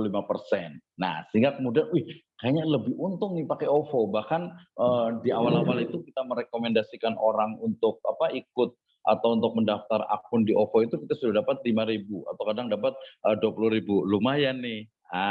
Gitu ya. Jadi itu di fintech yang payment atau di pembayaran atau e-wallet atau ya dompet elektronik gitu ya. Kan saya taruh uang saya di payment itu, kemudian saya akan membayar ya. Di GoPay juga sama. GoPay saya akan menyimpan uang saya di GoPay itu umpamanya maksimal itu sekitar 10 juta ya. 10 juta, kemudian nanti saya akan menggunakan GoPay itu untuk pembayaran mungkin GoFood, untuk pembayaran mungkin di GoSend-nya atau mungkin juga di di Gojek-nya tentu saja gitu ya. Nah, kemudian ternyata baik banget nih pihak GoPay nih. Kita akan kasih diskon dan pembayarannya itu berbeda. Kalau umpamanya saya pakai Gojek umpamanya 20.000 gitu ya. Ternyata pakai GoPay itu dengan pembayaran sistem GoPay itu dia cuman 15.000 umpamanya. Hemat 5.000 lumayan nih. Gitu ya. Jadi itu akan sangat menguntungkan dari pihak atau oleh pihak customer-nya. Nah, the problem masalahnya kalau dilihat dari sisi syariah. Nah, ini agak sedikit kontroversi. Makanya kemudian nanti muncul ada satu akad namanya adalah ijarah mausu'ah bizimmah. Ya, ijarah mausufah bizimmah ya. Nah, jadi kayak gimana ijarah mausufah bizimmah itu adalah akad ijarah, akad jual beli, tetapi penggunaannya gitu ya, penggunaannya itu nanti di masa yang akan datang ketika diperlukan. Jadi begini, kalau tadi saya nyimpan uang di GoPay gitu ya atau di OVO, itu kan nggak ada masalah tuh. Ya, nggak ada masalah dalam artian itu ya udah nyimpan aja, naruh saja gitu ya. Nah, itu kan perspektif kita gitu ya, perspektif kita. Nah, perspektif perusahaan mungkin bisa berbeda karena mereka itu adalah ya bisa dikatakan payment ya, fintech payment, maka dia akan berusahakan bagaimana agar dia itu mendapatkan uang sebanyak-banyaknya. Nah, untuk apa uangnya? Ya wallahu a'lam. Apakah itu nanti memang khusus untuk pembayaran di situ atau mungkin juga kalau uangnya banyak itu bisa buat investasi gitu ya atau mungkin yang lainnya. Oke, kembali ke perspektif atau tinjauan dari muamalah, tinjauan dari fikih muamalah ya. Kalau saya taruh uang di GoPay atau di OVO. Nah, dalam syariah itu dipertanyakan akadnya itu apa? Oke, yang paling gampang umpamanya teman-teman akan menjawab akadnya itu wadiah. Kenapa wadiah? Kan nitip gitu ya. Wadiah nitip ya. Ini saya anggap teman-teman sudah paham nih tentang di muamalah 1. Oke, akadnya nitip kan wadiah nitip gitu ya. Ya sudahlah nitip. Kemudian ketika ditaruh di OVO itu, nah ini perlu adanya riset nih, perlu adanya riset.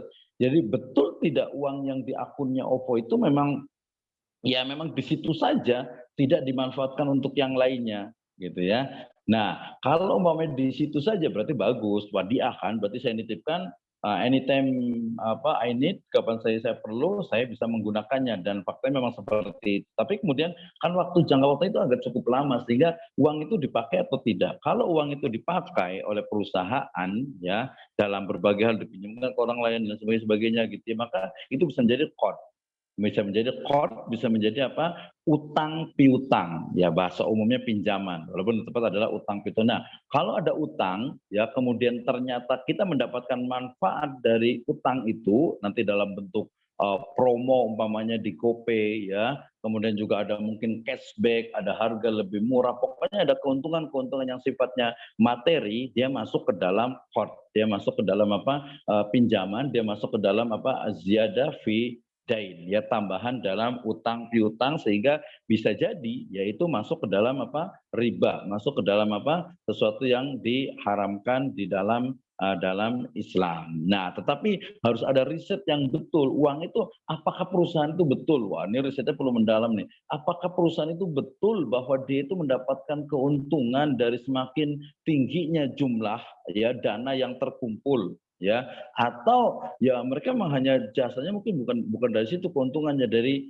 yang lainnya umpamanya ya, atau mungkin dari jasa di untuk hanya kemudahan. Saya sebenarnya kan gini, kalau dia hanya untuk kemudahan, ya kemudahan pembayaran dari customer gitu ya kepada tadi umpamanya kalau GoPay berarti ke Gojeknya gitu, ke GoFood-nya, ke GoSend-nya gitu ya, atau kalau OVO itu ke berbagai e-commerce yang kerjasama dengan dia itu kan is no problem, nggak ada masalah. Tapi kalau ternyata perusahaan itu memang mencari keuntungan, namanya juga finance, keuangan, dia bisnisnya itu bisnis uang gitu ya, bisnis uang, atau mungkin dia bisnis umpamanya di Facebook umpamanya, dia bisnisnya itu oke, tadi ada Libre juga mata uangnya Facebook, tapi dia lebih ke arah big data, pengumpulan data sebanyak-banyaknya yang kemudian nanti akan dijual. Nah, banyak sekali ya hal terkait dengan fintech ini, dan ini memang agak sedikit kontroversi, tetapi ya kalau saya kan mengatakan bahwa ya wajar lah, itu wajar dalam artian itu dia kan dibuat oleh orang yang nggak paham dengan syariah. Jadi kemudian dia akan mencari keuangan sebanyak-banyaknya dengan trik, dengan strategi yang dilakukan yang kayaknya jualan ini nggak laku nih, yang jualan justru sistemnya. Muncullah multi level marketing. Wah, kayaknya biar murah caranya gimana nih? Ya berarti yang udah store banyak-banyaknya, kemudian nanti yang ini bisa bisa menopang yang sebelumnya, yang setelahnya lagi menopang yang sebelumnya lagi. Muncullah istilah Ponzi game. Nah, di finance teknologi, di teknologi keuangan ini ya makanya gimana cara mengelola uang ini agar bisa untung. Bahkan mungkin bisa jadi satu hari saja uang yang disimpan itu sudah menghasilkan sekian juta ya, dengan tadi umpamanya sahamnya, dengan jual beli trading di saham, trading juga mungkin di pasar uang, kemudian juga di bursa berjangka dan lain sebagainya. Oke, banyak sekali yang kita bisa diskusikan. Sekarang sudah 11:39, kalau di saya 11:41. Saya ingin diskusi banyak, atau mungkin saya akan ulang lagi, saya akan tanya satu-satu terkait dengan pembelajaran hari ini. Oke, saya akan print screen dulu. Ada Adinda, nanti saya akan absen juga. Ada Adinda, Naziha, ya, kemudian ada Aditya Retno Wulandari, ada Afda, Ahmad Muzaki, dan seterusnya. Alhamdulillah ada 63 orang, luar biasa sekali. Nanti akan saya absen di ininya, saya akan print screen saja. Oke, terima kasih. Sebelum dilanjut di kesimpulan dan juga closing statement, silahkan kalau ada yang mau bertanya, silahkan.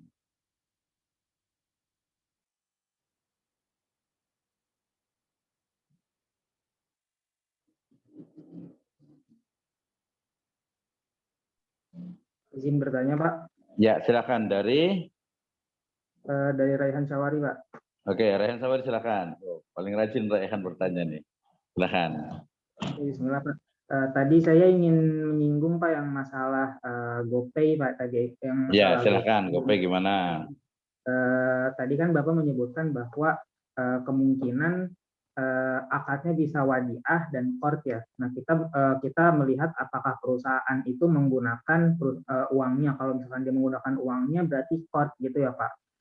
Nah, tapi kalau dalam perspektif penggunaan uang oleh perusahaan, bukannya akadnya kemungkinan bisa dua ya, Pak? Bisa wadiah yadu domanah dan bisa juga qard. Itu gimana ya, Pak? Soalnya memang kalau yang saya pahami mereka itu pakai wadiah yadu domanah, Pak. Jadi bukan qard. Makanya nggak kalau ada promo-promo atau apa, menurut saya itu bukan bunga gitu, Pak. Bukan bentuk tambahan yang kita terima karena kita ngutangin ke fintech-nya gitu, Pak. Ya, oke, terima kasih Muhammad Raihan. Nanti ada Afif Sibukotullah mau nanya sebentar dulu ya, biar jelas. Yang mau nanya di ini juga boleh. Yang di ini ada Habib juga. Saya mau komentar satu dulu. Ini menarik nih memang nih. Makanya nanti perlu ada diskusi dengan dosen lain juga, kemudian juga dengan teman-teman juga. Jadi pertama gini, nanti belajar lagi ya. Pertama terkait dengan dua jenis wadiah yang kita pahami ya, yaitu yang saya juga belajar waktu S1 juga. Oke, wadiah itu ada dua. Pertama adalah wadiah yadul amanah, ya, artinya wadiah yang yadul amanah, yang dia itu amanah, tidak boleh digunakan, Ya, ini yang pertama. Yang kedua adalah wadiah yadud domanah atau wadiah yang sifatnya itu boleh digunakan, ya boleh digunakan. Artinya uang itu boleh digunakan. Nah, kalau umpamanya dia menyebutkan ya disepakati bahwa itu adalah adalah akad wadiah yadud domanah, maka berarti dia memang bukan termasuk ke dalam tadi kullu qardin jaronafan bahwa riba, tidak masuk di sana. Ya, itu tidak masuk di sana. Nah, sekarang tinggal kita kontroversinya atau diskusinya, ini diskusi akademik ya, bukan diskusi warung kopi, bukan diskusi juga menang-menang sendiri, bukan. Tapi diskusi. Jadi begini, ketika tadi pertama berarti kita harus mengkaji tentang wadiah yadud domanah, ya. Wadiah yadud domanah itu adalah wadiah di mana kemudian kemudian sesuatu yang dititipkan kepada kita itu adalah adalah uang yang atau uang atau barang yang boleh kita gunakan. Contohnya ketika saya menitipkan motor pakai wadiah yadul amanah. Oh, berarti motor saya nggak boleh dipakai tuh sama yang saya titipi karena yadul amanah. Oke, terus lain waktu saya titip lagi motor, yaudahlah pakai akad wadiah yadud domana. Oke, berarti motornya boleh digunakan. Ya motornya boleh digunakan, silahkan, dan itu boleh. Ya, itu kalau wadiahnya itu adalah benda ya atau barang. Nah, sekarang kalau wadiahnya itu adalah uang, ini pemantik diskusi. Kalau wadiahnya atau yang dititipkan itu adalah uang, kemudian kalau uangnya dititipkan nih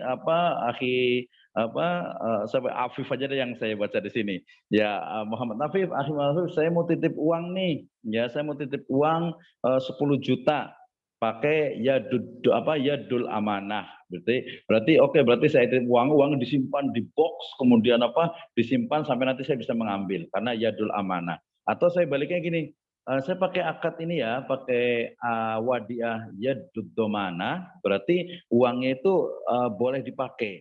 Nah, yadud domanah kemudian dikaitkan dengan uang yang dipakai oleh orang lain, kemudian apakah dia jadi qard atau tetap wadiah yadud domanah. Berarti bahan diskusinya, saya ulang lagi, bahan diskusinya adalah apakah uang yang diutangkan atau yang dipakai oleh mustauda itu oleh orang yang dititipi itu sebagai yadud domana atau yadud domana itu hanya titipan yang sifatnya selain uang. Karena ketika uang itu dipakai, ya dia otomatis menjadi semacam utang atau qard atau dain, sehingga kemudian disitulah ya perbedaan titik pembahasannya, ya titik pembahasannya ketika uang itu dipakai apakah dia tetap yadud domana, mana dasarnya nih. Ya, sementara yang dulu tadi yadud domana itu dia lebih ke arah kepada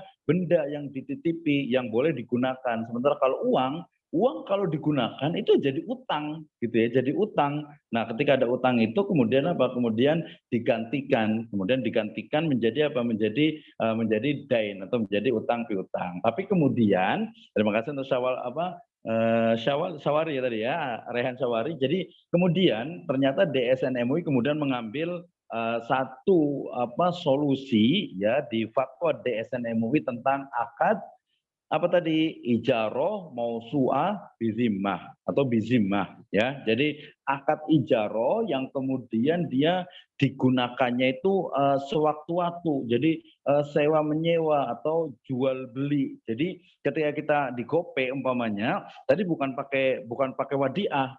Ya, perlu diingat kenapa? Karena perkembangan dari tren sekarang akad wadiah itu sudah hampir ditinggalkan. Kenapa? Karena tadi pendapat yang mengatakan wadiah kalau pada benda selain uang itu is okay, no problem, amanah atau yadud domanah. Tapi kalau uang kemudian ternyata dia dipakai, ini menjadi perdebatan apakah jadi utang atau tidak. Akhirnya khuruj minal khilaf, ya DSN MUI kemudian mengeluarkanlah akad namanya ijaroh mausu'ah bizimmah. ya, akad ijaroh yang kemudian nanti sifatnya itu janji akan menggunakan sewaannya itu di masa yang akan datang. Sehingga kemudian apa? Uang yang ada di GoPay, OVO dan lain sebagainya itu adalah uang akad jual beli kita, jual beli jasa dengan perusahaan tersebut. Jadi bukan lagi wadiah.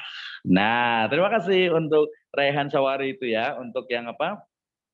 Perbedaan antara wadiah domana dengan apa? Dengan tadi dain, utang piutang atau qard. Jadi solusinya sudah ada, kita standar kalau di Indonesia itu merujuk kepada fatwa DSN MUI yaitu ijarah musuh abizimah. Tapi kalau secara akademik, kalau kita ingin berdebat di kelas atau mungkin di forum ilmiah, itu boleh saja. Tapi kalau yang sudah ada keputusannya di masyarakat, ya udah merujuk kepada DSN MUI bahwa GoPay atau mungkin OVO ya, terutama nanti yang lebih ke syariah, saya sebut saja ada dana syariah atau link aja syariah, nah itu lebih bukan termasuk ke dalam riba gitu ya, termasuk juga ya GoPay juga gitu ketika menggunakan akad itu. Cuma kan kalau di GoPay kan belum pakai akadnya nih, ya belum pakai akadnya, jadi ya bisa katakan subhat lah. Kalau GoPay nanti sudah ada GoPay syariah gitu ya, oke, berarti akadnya pakai ini ya, atau mungkin karena sekarang belum ada, ya udahlah saya ini ya pakai GoPay nih, tapi akadnya pakai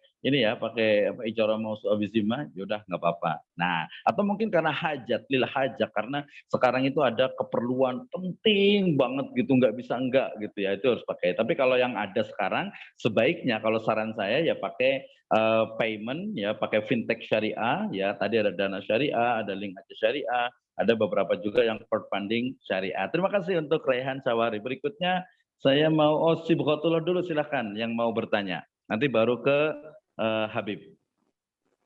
Izin bertanya, Pak. Ya, Sibghatullah ya, silahkan. Saya ingin bertanya terkait fungsi inklusi ya oleh lembaga fintech syariah terutama. Bagaimana menurut hukum fikih atau menurut pandangan Bapak ketika kan saat ini sumber dana dari fintech syariah itu adalah dari lending ya, dari pemilik dana tertentu.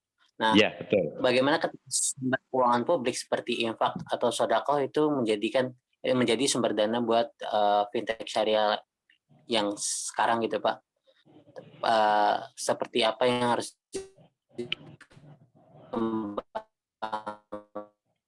dikonsepkan digunakan ketika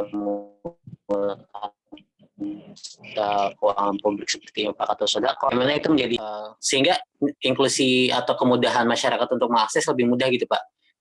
Tidak khawatir terjadi misalnya kerugian atau gimana, bisa diminimalisir gitu, Pak, seperti itu. Itu gimana ya, Pak?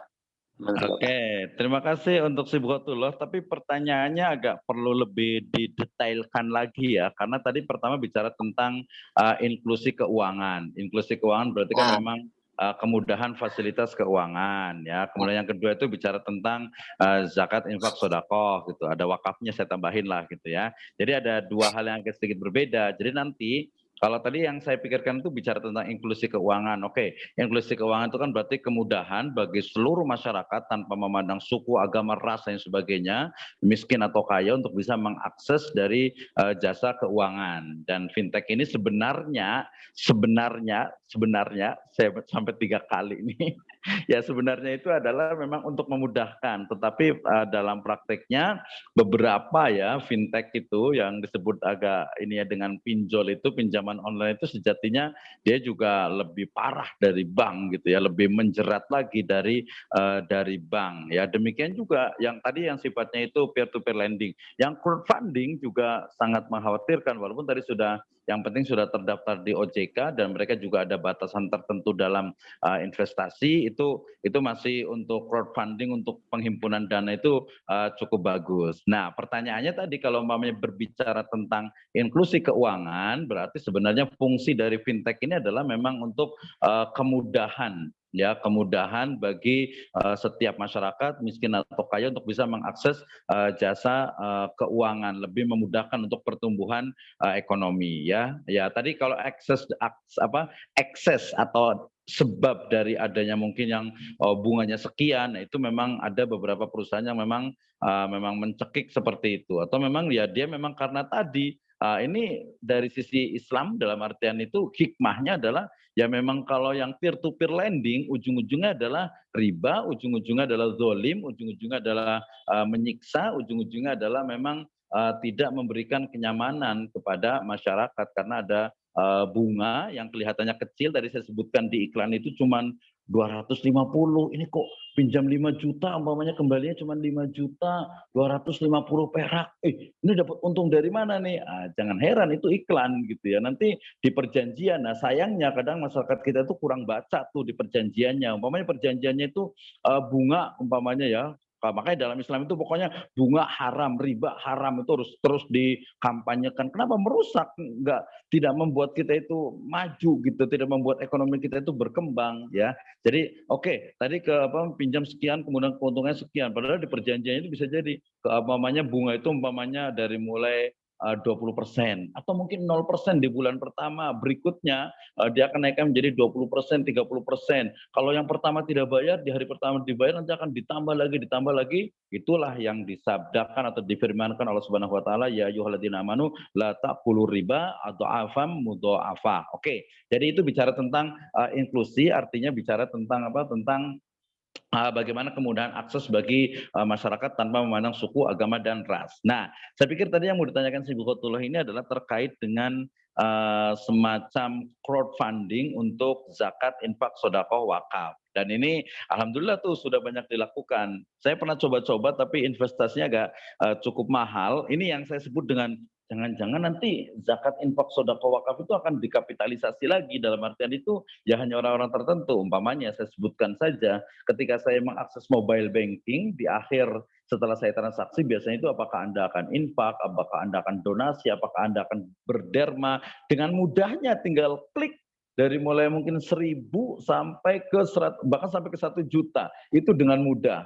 Nah, saya pernah coba mau membangun membangun aplikasi seperti itu, ternyata ya memang cukup mahal gitu ya. Jadi kalau tadi ditanyakan oleh si Botol terkait dengan gimana nih kalau untuk pemberdayaan zakat, infak, sedekah, wakaf, ya dengan fintech ini sangat mungkin sekali ya. Kemarin saya sempat 3 bulan yang lalu, sekelas saya sebut saja umpamanya IPB dengan badan wakafnya, dia punya wakaf itu di IPB itu, ternyata belum bisa tuh untuk memudahkan. Jadi saya punya uang cuman umpamanya 10.000 mau wakaf nih, klik. Nah, saya bayangkan itu, saya buka aplikasi, kemudian saya klik, kemudian otomatis langsung. Ternyata yang paling bisa, yang masih bisa itu adalah banking atau perbankan. Koperasi kita belum bisa. Kemudian kalau kita membuat aplikasi tersendiri, saya tadi membuat Green Wakaf itu ternyata ya kalau kita mau klik, otomatis klik itu harus mengakses dari akun bank kita.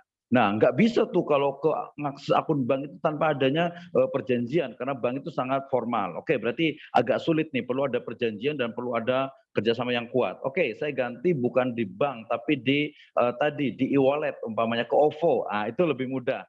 Saya klik, kemudian saya akan klik pertama itu klik donasi ya, klik donasi, klik wakaf, infak, sedekah dan sebagainya, klik donasi, kemudian nanti dia akan terhubung ke akun di OVO. Nah, dari OVO itu saya tinggal masukkan password saya atau mungkin fingerprint saya ya.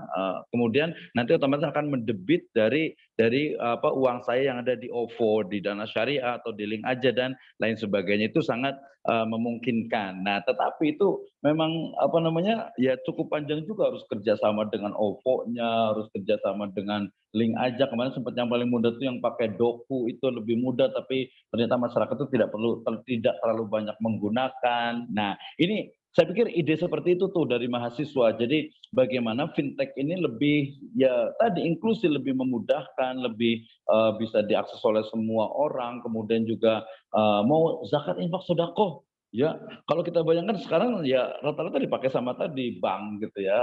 Bank itu dengan mudahnya di ATM juga apakah Anda mau wakaf, mau infak, mau sedekah, tinggal klik saja gitu ya. Nah, pola fintech seperti itu yang harus dikerjasamakan. Jadi kita di prodi ekonomi syariah bisa jadi kalau bagus itu kita menguasai teknologi itu. Tapi kalau tidak, di UPNVJ ini kan ada yang prodi teknik tuh ya, atau mungkin di multimedia, di aplikasi, ya udah kerjasama bareng-bareng, itu yang namanya disebut dengan sinergi. Oke, saya ulang lagi, sebetulnya pertanyaan apa tadi?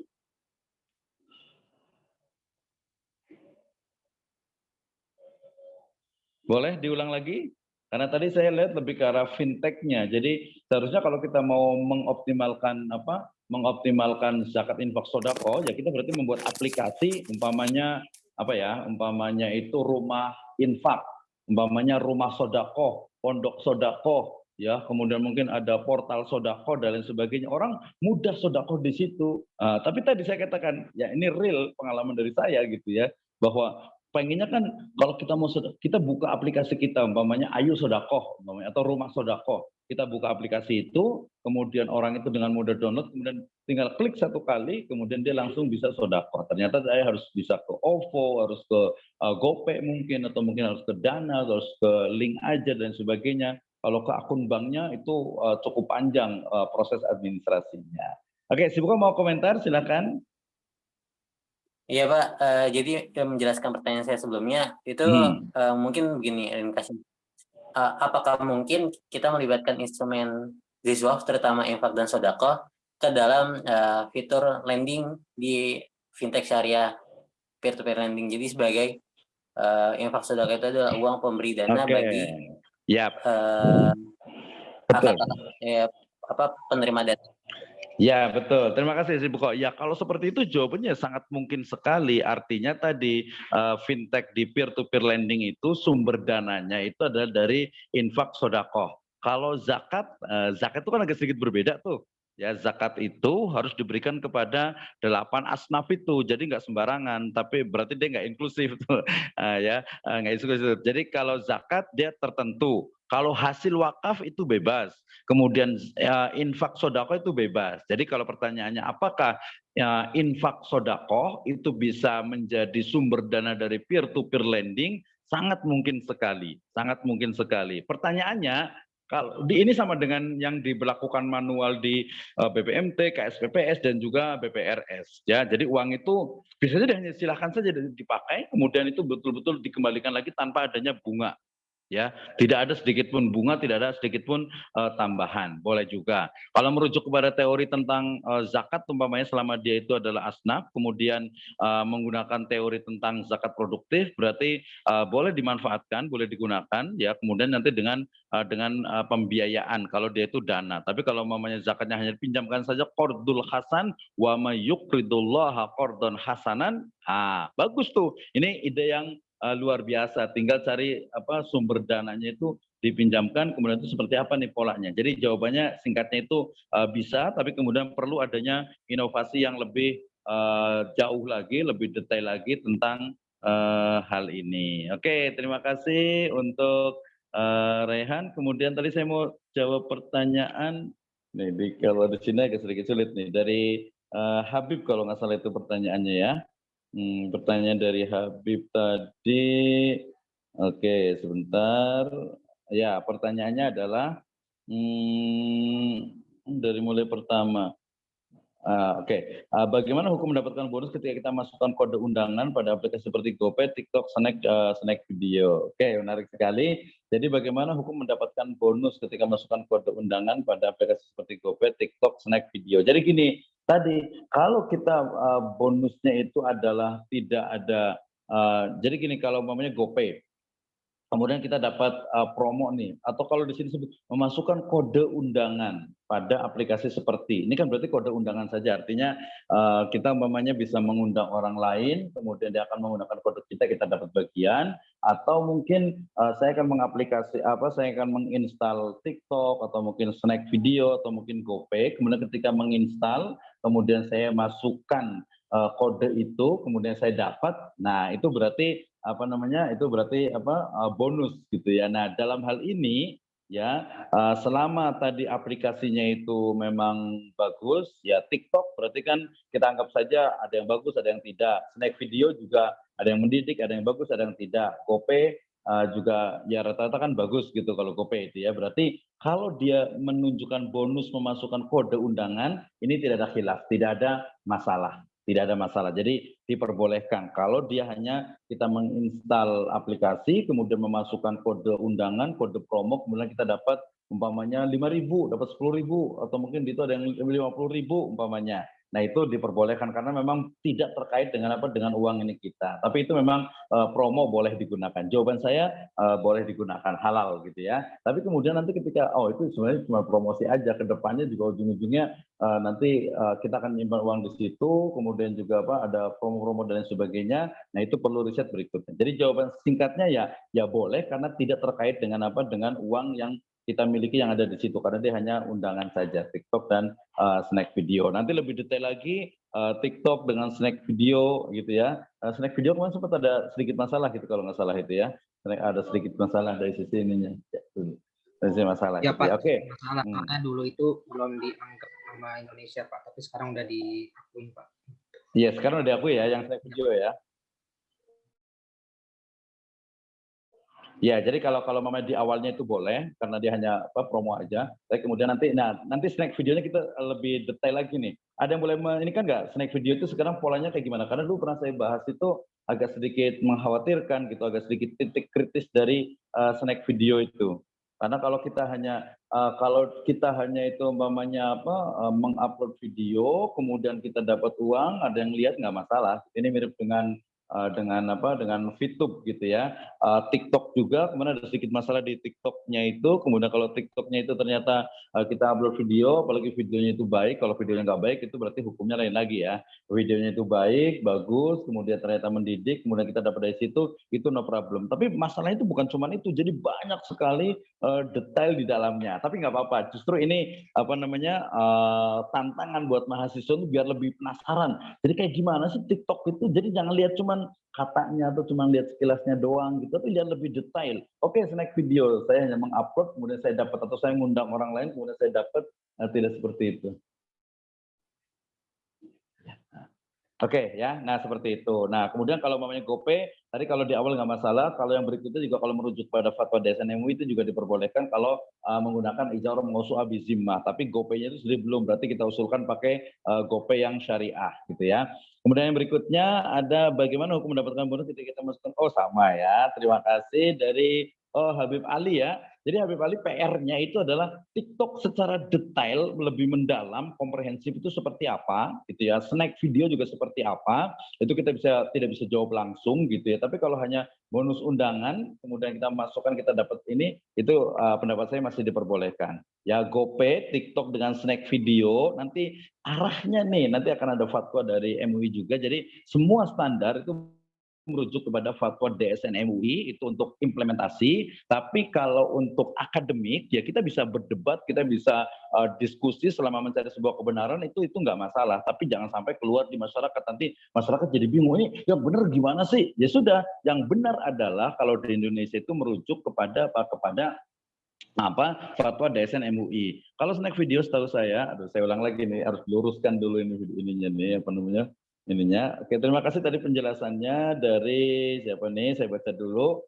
Kalau snack video setahu saya cuma di bagian ngundang orang untuk download aplikasi dan masukkan kode undangan punya kita, lalu kita dapat uang. Sementara VTube itu lebih ke Ponzipa. Oke, terima kasih untuk Devara Alfian Bayhaqi. Betul.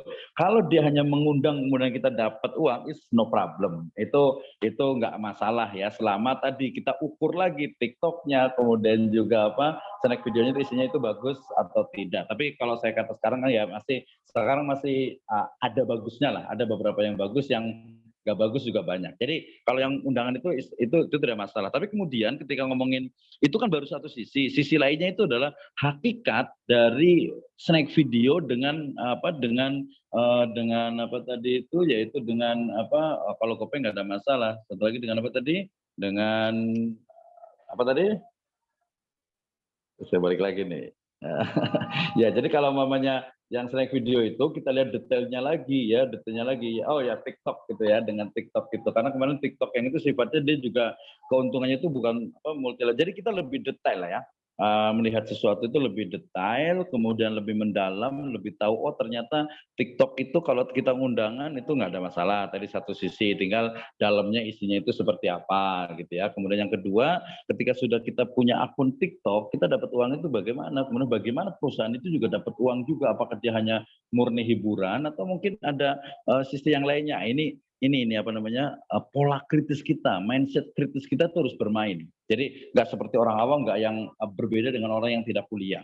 Ya kalau orang nggak kuliah, udahlah TikTokan aja, joget-joget, atau mungkin ada video yang bagus gitu ya, nggak masalah gitu. Atau mungkin tadi di snack video ya, ngeliat video lucu, ngeliat video ini dan sebagainya, nggak ada masalah. Nanti ini juga akan kembali ke fikih muamalah dan juga usul fikih. Jadi TikTok itu kayak gimana hukumnya, snack video itu gimana hukumnya? Ya tinggal lihat aja, positif, negatif, positif, negatif, positif, negatif pada berapa, kemudian dihitung, kemudian nanti kita baru bisa memutuskan gitu ya. Kalau tadi yang jawabannya itu sudah jelas di satu sisi, tinggal ke depan karena ini bukan, ingat ya, ingat ya, jadi kayak ngancam nih, bukan.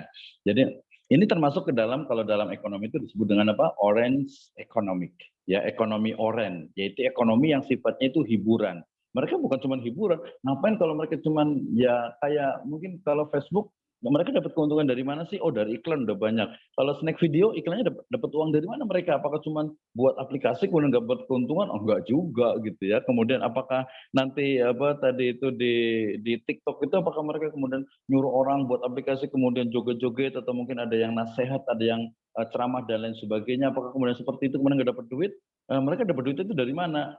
Itu pola kritis, pola cerdas kita itu akan menemukan, oh ternyata VTube itu juga awalnya kan nggak ada masalah gitu kan, cuman kita lihat video kemudian kita dibayar, tapi kemudian ada pola-pola tambahan yang kemudian dilakukan oleh, dan memang sudah didesain. Oke, pertama itu buat snack video sebanyak-banyaknya, jadi nyari orang sebanyak-banyaknya kemudian nanti dapat uang gitu. Kemudian setelah itu mereka harus buat akun, setelah buat akun kemudian apa, mereka harus upload videonya, setelah upload video kemudian oh ada apa TikTok premium gitu, atau mungkin ada anggota tertentu gitu, gini.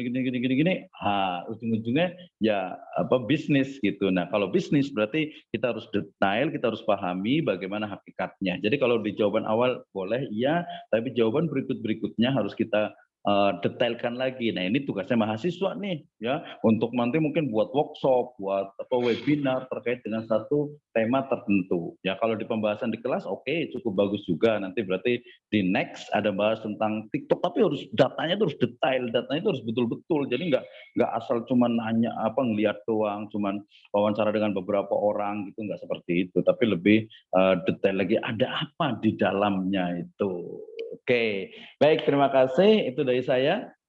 Ada satu lagi mau bertanya, silakan. Sudah lewat nih, 12:09. Tidak ada ya?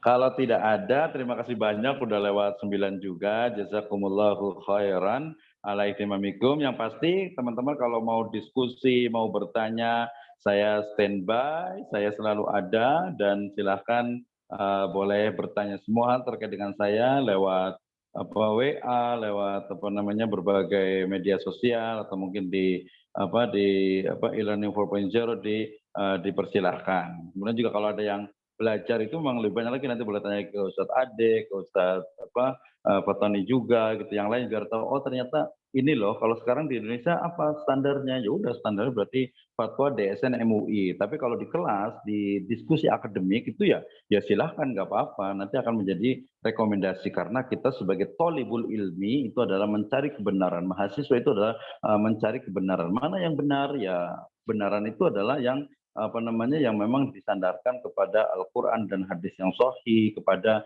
pendapat-pendapat yang memang sudah muktabar, yang sudah memang bisa dibuktikan secara ilmiah.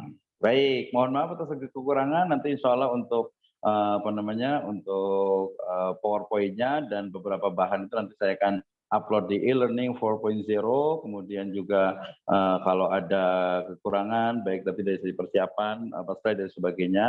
Jazakumullahu khairan. Saya mohon maaf atas segala kekurangan itu. Jazakumullahu khairan. Kita tutup dengan hamdalah dan doa kafaratul majlis. Alhamdulillahirabbil alamin. Subhanakallahumma wabihamdika asyhadu an la ilaha illa anta astaghfiruka wa atubu ilaik. Assalamualaikum warahmatullahi wabarakatuh. Waalaikumsalam warahmatullahi wabarakatuh. Waalaikumsalam warahmatullahi wabarakatuh. Terima kasih, Pak. Terima kasih semuanya, semangat, lanjut salat dulu ya, salat zuhur. Saya nggak ngasih tugas karena bukan kelas kecil saya sih, jadi ini kelas besar saya nggak berani tugas. Nanti yang pasti harus belajar lagi terkait dengan tadi hal-hal yang saya tamkin, yang saya saya pantik untuk bisa lebih dikit lagi. Oke, demikian itu dari saya. Terima kasih. Salam. Assalamualaikum. Baik, Pak.